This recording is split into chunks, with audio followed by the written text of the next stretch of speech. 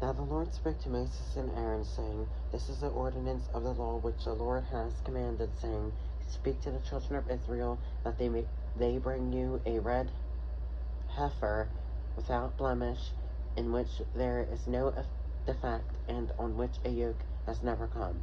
You shall give it to Eleazar the priest, that he may take it outside the camp, and it shall be slaughtered before him. And Eleazar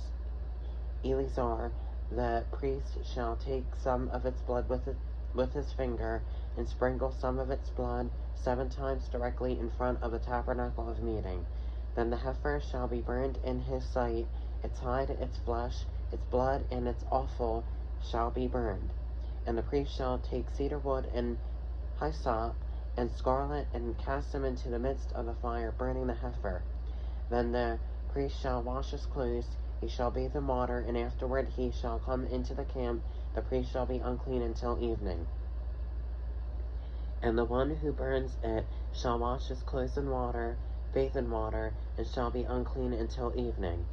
Then a man who is unclean shall gather up the ashes of the heifer, and store them outside the camp in a clean place, and they shall be kept for the congregation of the children of Israel, for the water of purification. It is for purifying from sin.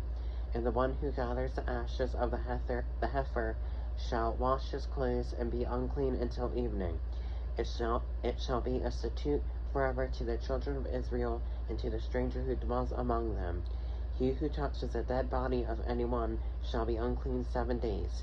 He shall purify himself with the water on the 3rd day, and on the 7th day then he will be clean. But if he does not purify himself on the 3rd day, and on the 7th day he will not be clean.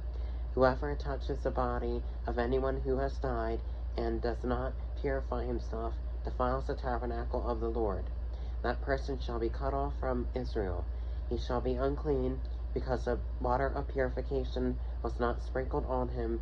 His uncleanness is still on him. This is the law when a man dies in a tent.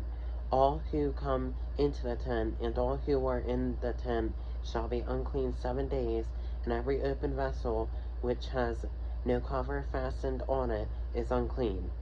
Whoever in the open field touches one who is slain by a sword, or who has died, or a bone of a man, or a grave, shall be unclean 7 days.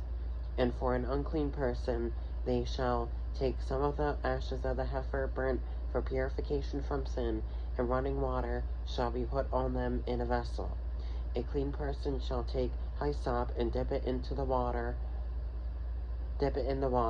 sprinkle it on the tent, on all the vessels, on the persons who were there, or on the one who touched a bone, the slain, the dead, or a grave.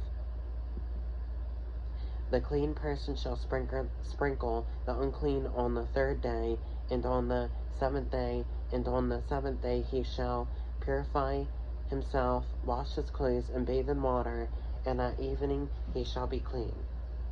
But the man who is unclean and does not purify himself, that person shall be cut off from among the assembly, because he has defiled the sanctuary of the Lord. The water of purification has not been sprinkled on him, he is unclean.